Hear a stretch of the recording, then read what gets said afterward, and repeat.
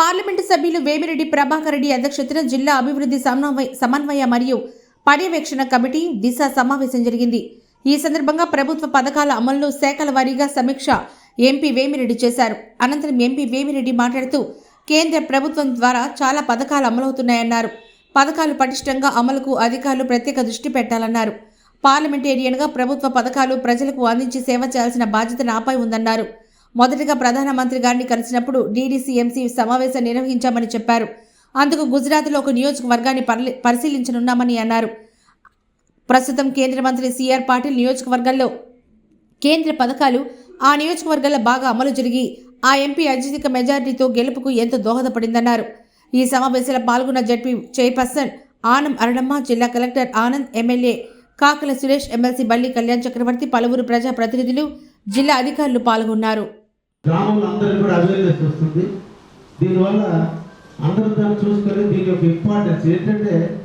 Exposure అంటే ఒక్కరోజు నేను పక్కన కూర్చుంటే ఏమి టీబీ రాదు. అంటే కంటిన్యూస్గా ప్రొలాంగ్డ్ ఎక్స్పోజర్ ఉంటేనే టీబీ వెళ్తుంది.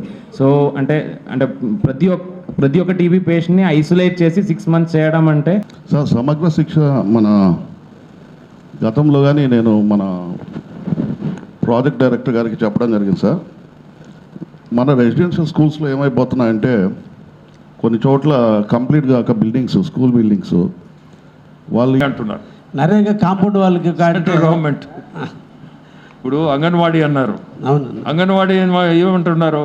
ఇప్పుడు రెంటెడ్ బిల్డింగ్స్ ఉన్నాయి ఇక్కడ, ఇవన్నీ నరేగా కింద కట్టిండి, ఎందుకు రెంట్ పే చేస్తున్నారు? చిన్న ప్రతి ఒక్కరికి నా ధన్యవాదాలు. ఇవి ఎవ్రీ 3 months కండక్ట్ చేయాలని కోరుకున్నాను. ఎందుకు కోరుతున్నానంటే ఈ 3 monthsలో మనం ఈరోజు మాట్లాడింది 2 hours 3 hours కూర్చున్నాం. దీని రిజల్ట్ మనకి ఒక 3-4 months తర్వాత ఏదన్నా ఒక 10% అన్నా కనపడుతుందా లేదా అని will see whether there is any change in whatever we have talk today. So I request the collector also, if not 3 at least 4 months. ఇప్పుడు మాకు పైన అయితే what the prime minister is saying, మీకు it is there also what is been telling about Disha. See what the Prime Minister says. Disha is a crucial step towards good governance through which we will be able to monitor everything centrally. It will enable us to effectively monitor every village of the country. అంటే దీనికి చాలా meaning ఉంది. దీన్ని అర్థం చేసుకుంటే చాలా meaning ఉంది. So it is very important. మనం ఎవ్రీ విలేజ్కి కనెక్ట్ అవుతాం. ఏదన్నా సమస్యలు ఉంటే central government in what way it can help us, దీన్ని ముందుకు తీసుకుపోయేదానికే ఈ దిశ, ఈ మీటింగ్ కండక్ట్ చేయడం.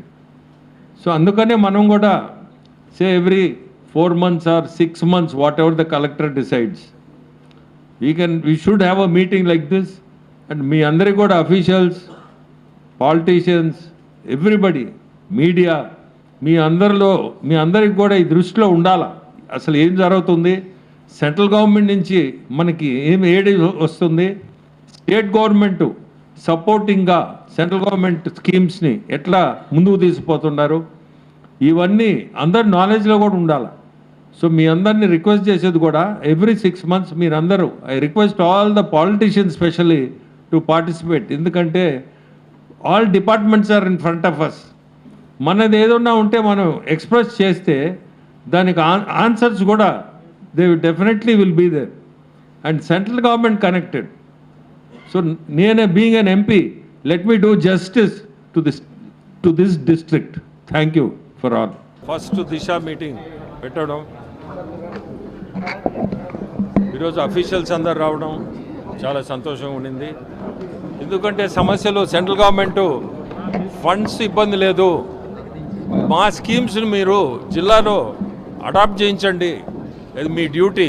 ఇప్పుడే నేను చెప్పినట్టు ఇప్పుడే అక్కడ చదివాను, మన ప్రైమ్ మినిస్టర్ గారు సెంట్రల్ గవర్నమెంట్ నుంచి మీకు ఏ హెల్ప్ కావాలన్నా చేసేదానికి ఇప్పుడు ఒక సిస్టమ్ పెట్టాడు.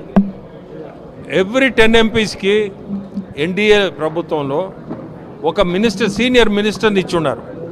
సో మనకేదన్నా సమస్య ఉంటే ఆ సీనియర్ మినిస్టర్తో కూర్చొని ఈ 10 ఎంపీస్ ఫ్రమ్ డిఫరెంట్ స్టేట్స్ నుంచి క్లబ్ చేసి ఒక సీనియర్ మంత్రిని ప్లస్ పార్టీలో మోస్ట్ పర్సన్ అతన్ని కూడా కూర్చోబెట్టి ఏదన్నా సమస్యలు ఉంటే ముందు పెట్టండి. సో దట్ ఆ సీనియర్ మంత్రి ద్వారా మీ సమస్యలు, జిల్లాల్లో సమస్యల్ని మనం సరిచేసేదానికి ముందుకు పోవచ్చు అని చెప్పి ఒక మంచి స్కీమ్ ఈ మొన్న పార్లమెంట్ టైంలోనే పెట్టింది ఇది. ప్లస్ గుజరాత్లో